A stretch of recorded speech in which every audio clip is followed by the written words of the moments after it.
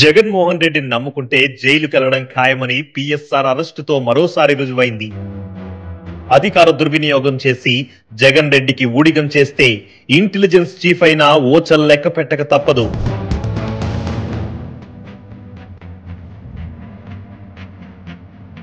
ముంబైకి చెందిన సినీ నటి కాదంబరి జత్వానీపై ఆమె తల్లిదండ్రులపై అక్రమ కేసులు బనాయించి వేధింపులకు గురి చేసిన కేసులో ఏటూగా ఉన్న సీనియర్ ఐపీఎస్ అధికారి, నిఘా విభాగం మాజీ అధిపతి పిఎస్ఆర్ ఆంజనేయులను సిఐడి అధికారులు హైదరాబాద్ లో అదుపులోకి తీసుకున్నారు.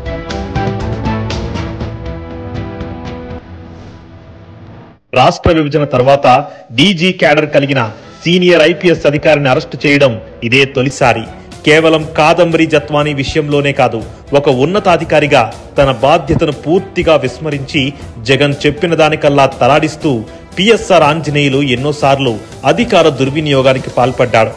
జగన్ కు గిట్టని రాజకీయ ప్రత్యర్థులపై అబద్ధపు కేసులు బనాయించడంలో ప్రధాన పాత్ర పోషించాడు. నాటి టీడీపీ ఏపీ అధ్యక్షుడు అచ్చెన్నాయుడు, సీనియర్ నేత ధూళిపాల నరేంద్ర తదితర తెలుగుదేశం నేతలు, కార్యకర్తలను అరెస్టులు చేసి అక్రమ కేసులు బనాయించి వేధింపులకు గురి చేశాడు. తమ హక్కుల కోసం గొంతెత్తిన ఉద్యోగ, ఉపాధ్యాయ, కార్మిక సంఘాలను భయపెట్టి అణచివేశాడు.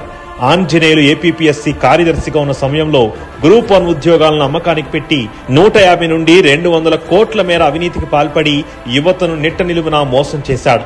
అప్పటి మాజీ ప్రతిపక్ష నేత నారా చంద్రబాబు నాయుడు గారిని అక్రమ కేసులు పెట్టి అరెస్టు చేయడంలో, ఆయనను జైలుకు పంపించడంలో ఆంజనేయులు కీలకంగా వ్యవహరించాడనే అభియోగాలున్నాయి. ఇంటెలిజెన్స్ చీఫ్ గా తనకున్న విశేషాధికారాలతో జగన్ రాజకీయ ప్రత్యర్థుల ఫోన్లను ట్యాపింగ్ చేసినట్లు తెలుస్తోంది. ధర్మరక్షణకు దుష్ట శిక్షణ చేసి తీరాలి.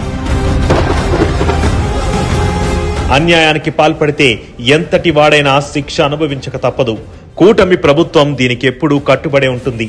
రాష్ట్రంలో మరే అధికారి తన అధికారాల్ని దుర్వినియోగపరచకుండా పిఎస్ఆర్ కు పడే శిక్ష ఒక గుణపాఠంగా నిలవనుంది.